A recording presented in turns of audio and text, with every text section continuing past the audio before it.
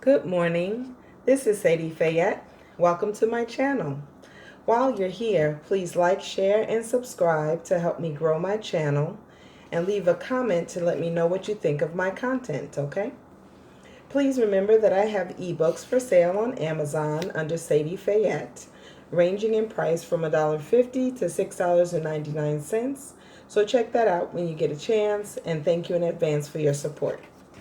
So I wanted to come on just for a few minutes this morning before I go to my tarot channel. As you can see, I'm set up to do my readings. And because lately I've been feeling very overburdened with the conflict within my own community when it comes to this election, when it comes to our differences of opinion, and even when it comes to just like the things we do to ourselves, the things we do to each other. And it can make life so hard. And we already have a hard life here, you know, definitely in this country, but all over the planet, we get the worst of it. And I just wanted to give us some inspiration and encouragement in our pain because, in life there's a balance. It's not all shadows. There's light too. And the thing that causes us to keep going and gives us the balance of some satisfaction in our lives is that there is light in our lives. There's something that we love, that we hold on to. So for me, it is, as I've mentioned many times, I love family life. I love home life. I love making a home. I love having children that I can make a home for, that I can make comfortable, give them satisfaction with the food I make for them, with how I style their hair, you know what I mean, with just little things. Because those are the things that make life worth living. I encourage them in their artistry and in their goals, things like that. So for me, probably because I'm a Pisces, I do like being a part of something more than just, even if it's by myself, it's probably my creativity, but as it regards to family, I do like to have people that I'm devoted to, and not that I can make them happy, because I teach my children a lot about self-mastery, about toxic cycles, because, we go through our ups and downs just in our understanding or misunderstanding each other on a personal level. And so I think that's true in any relationship. But the things, other than me just making my children comfortable, making sure that, right, I stay within my budget when it comes to spending and not having the drama, which I've never had, of getting anything turned off or losing anything, things like that. I'm pretty good at home budgeting, but I don't add more drama to what already is a hard life. Do you understand what I mean? But the things that really keep me fulfilled and keep me happy. So look, like for my Facebook page, for my writer's Facebook page. Oh, I can't even tell you. I'm a very opinionated person. And I'm also unapologetically Black. I'm interested in my community. I'm interested in what will give us a better community. I'm interested in reestablishing the best parts of our community from lessons we've learned in history, from things we've already done historically, for things that we have the power and now the knowledge base to do today, but we're not doing it. Just with most of the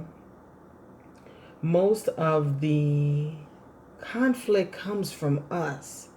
You know what I mean? It's like it used to be back in the day, and the reason that many of our movements were so successful is because the majority of us were down for those thrusts in freedom, those thrusts for rights, those thrusts for equality. Today, we're so wooed and fast asleep because of those of us that have comfortable lives and make a certain amount of money and, right, may feel like they don't have a lot of strife in their life. There's a disconnect between the haves and the have-nots. And because of that, um, the majority of us that maybe don't have, but we would like to get to what the haves have, if that makes sense. It's like we just want to do it the way they did it. We want to forget what the majority or the masses of our people need and forget the fact that we've always uplifted our community, not just gone for personal gain only. Yes, have those of us, and it's not like I can talk about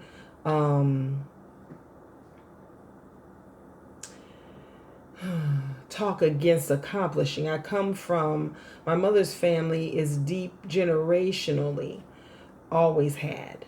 You know what I mean? When they did the Great Migration, they didn't move to projects. They came in with resources. They bought land and property on both sides of my mother's family, her maternal line and her paternal line. So it's not that I can say that I come from not having. Even in my own life, I didn't grow up in a state of lack. I had a lifestyle that was probably, God has made my siblings and I and my cousins blessed, on both sides, on my father's side and my mother's side, because on my father's side is just a long history of accomplishment and hard work. And yeah, there's greatness on both sides. And so because of that, we reap the benefits, but there's also a disconnect when it comes to the masses of our people and my extended family. And that grieves me because I'm always looked at as just being some, big mouthed rebel or whatever. And I don't judge my family. I love my family because, yeah, I've never been harmed. Like, I know people who have been harmed by family members and things like that. My male cousins were like the big brothers I never had. You know what I mean? They still are. My female cousins were like more sisters. You know what I mean? My aunts and uncles were like more parents. Yeah, I come from a very close family tie, and so I'm blessed in that. But I do grieve for our general community because there's just a lot of grief if you have a mind and a heart for the people.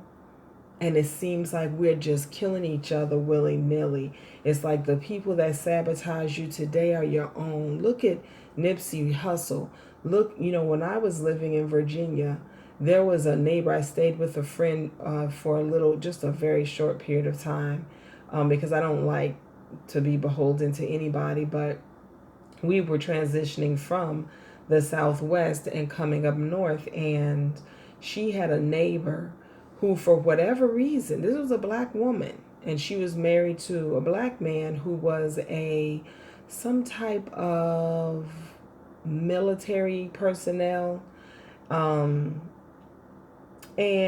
not like straight up military, like he was in active service, but some type of administrative military personnel. But the issue didn't even come from him. It came from his wife, who, I don't know if she thought everybody was wanting her husband.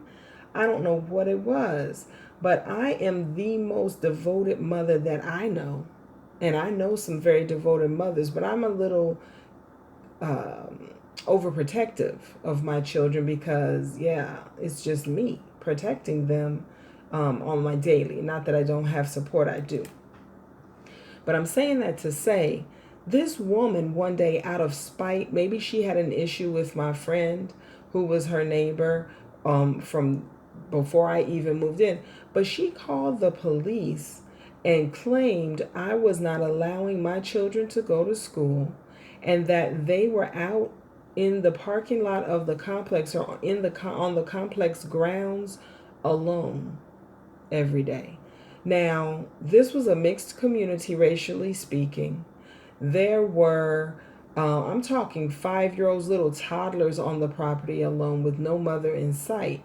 My children at the time were, I think the oldest was 10 and the youngest was 8, perfectly capable, even if they never on the property, but even if they had been playing in the parking lot where we lived, particularly, or on the steps, that would not have been wrong. Yet, here's the police and Child Protective Services showing up saying that there was an accusation on a day when my children were home because they had the flu or were getting over the flu, and I was getting the flu from them. Just crazy. And what was a blessing for me at that time was that the person we were staying with had connections with the local police department because she was an activist, and so she would advocate for black people in the area because there was a lot of course, of the police, just unjustifiable arrest and things like and harassment. I think their particular county, didn't have as much of the violence against. Sorry, I gotta drink my lemon water. Against black men because of her efforts in different organizations, I guess, that she was involved with. But if it wasn't for her going into Child Protective Services and advocating on our behalf for them to just drop that was a machination of a neighbor who had issues, maybe even mentally ill issues, and then going to the apartment complex management and also explaining the situation, yeah, that would have just been some madness, right? I'm just saying, I've never experienced that. Like, my children and I have lived among all races. No one has ever accused me of being a neglectful mother, ever. If anything, they've always been like they wish I was their neighbor because I'm so responsible with my children. My children are, they have a bossy black mother, but it's a balance with me. Like, black people probably think I'm not hard enough on them. White people think I'm too hard. So for me, that makes me feel like I'm pretty balanced. And I'm that's fine. I'm not looking to be perfect. I'm looking to be a good parent. And I'm saying that to say that for my first experience for an unjustified call and accusation to come from my own people, that was hard. That was hard, man. And even here where I live now, where I have like people that have seen me. We've been here for about 4 years. Well, is this our 5th year? Is this our 5th year? 5th? This is our 5th year here, okay? And I've only had, my only friend was a white male. I get along with men because a lot of the women, no matter all the races, had a problem with my children because my children are pretty, they're very confident in school, things like that. And because there's a large propensity for racial mixing here, like to an extreme. I've never seen it like this before. And the white mothers teach their mixed black children,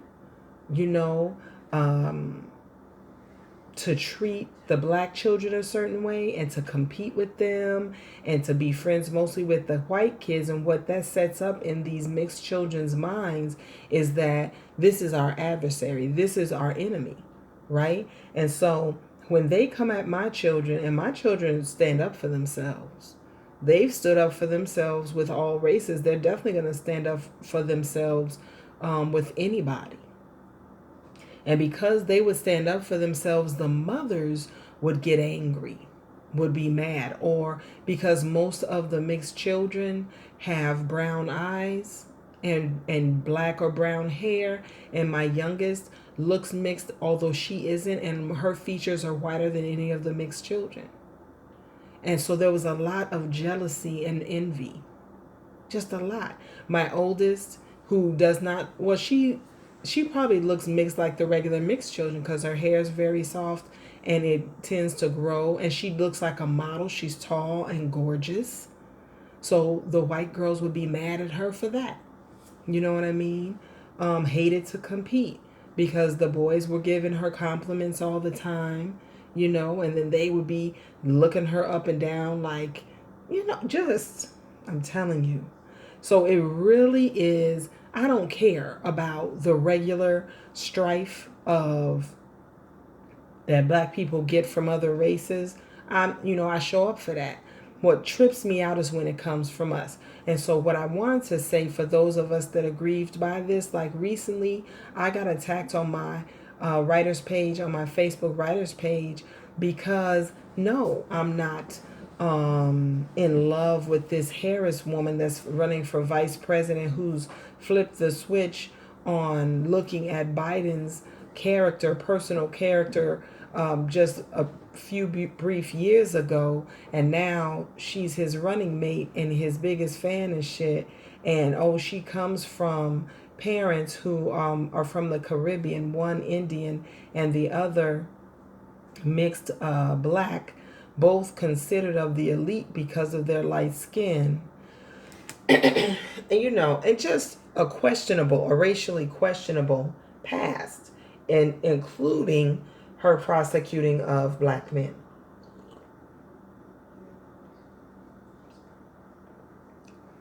The only reason I'm interested in voting is because I don't want to continue supporting, not that I supported it, but to support it through either not voting or being inactive in a political process that allows Trump to have another term.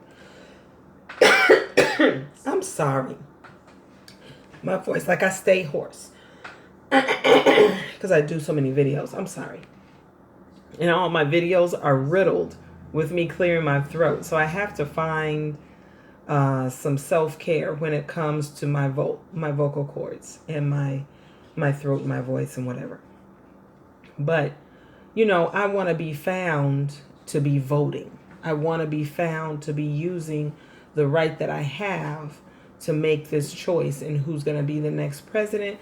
But let me say that I am not happy by the choices. All right. That's my stance, right? Although I'm going to vote for the people that I don't necessarily want to or agree with. These people, so black people, my page, on my writer's page, is mostly black. These mugs, and these are not even the type of people that in your face would be coming toe to toe with a real argument, with a real person. I'm a real person. You want to fight verbally, energetically, you got one with me. I'm not a punk. I'm not some scared to death Negro that won't go toe to toe with a white person. I don't give a fuck who you are. I have the right to the way I think, feel, and live. You don't get to take away none of my choices. You don't get to take away my view or my life. These people came at me as if they had some balls. And when I told my sister about it, I was like, this is a trip that we will come so hard on a Facebook page against someone that's actually standing up for us.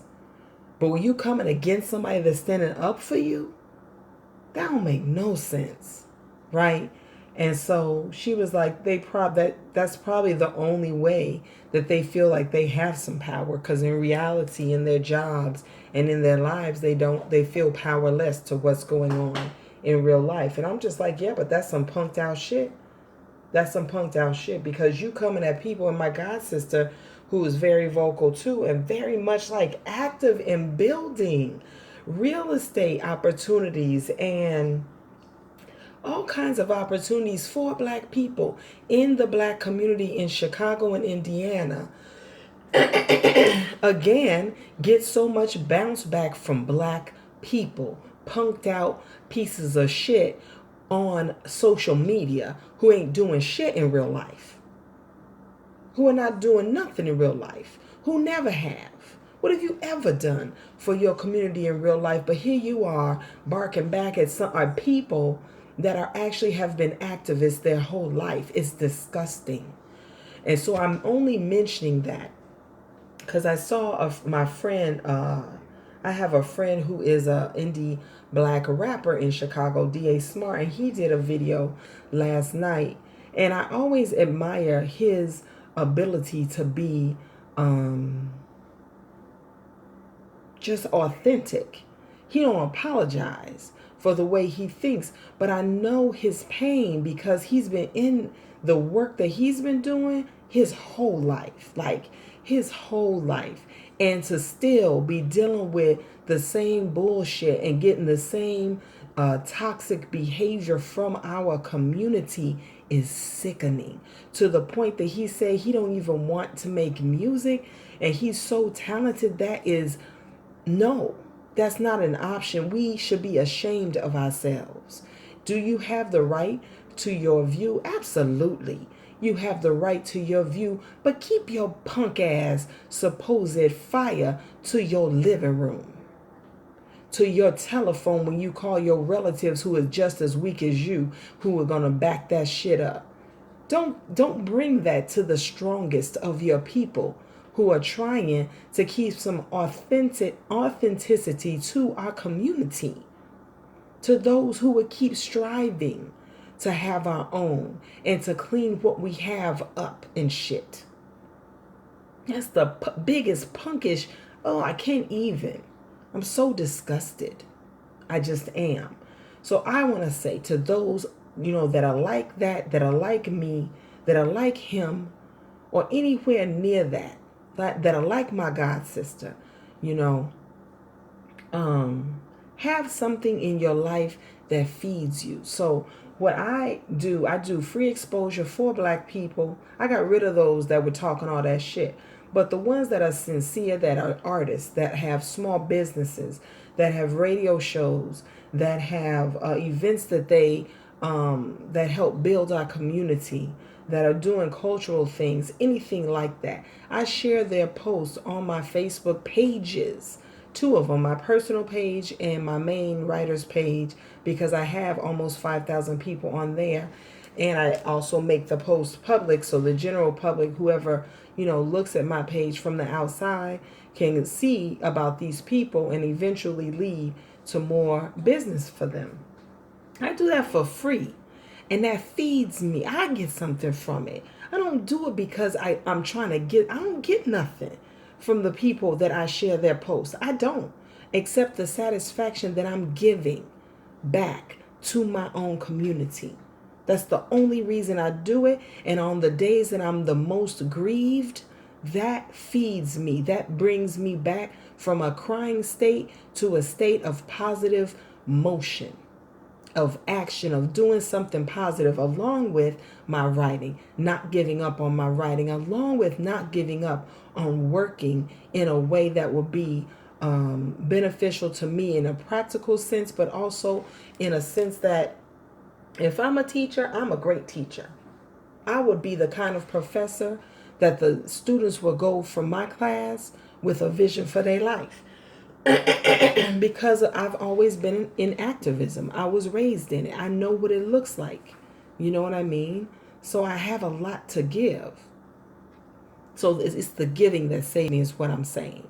So I would exhort any of us who have that grief to have that part of their life in whatever way they can, that you're giving back.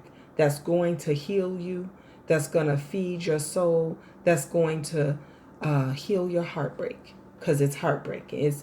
It's we make it, we talk about it in a point of view of anger sometimes, but it's because it hurts.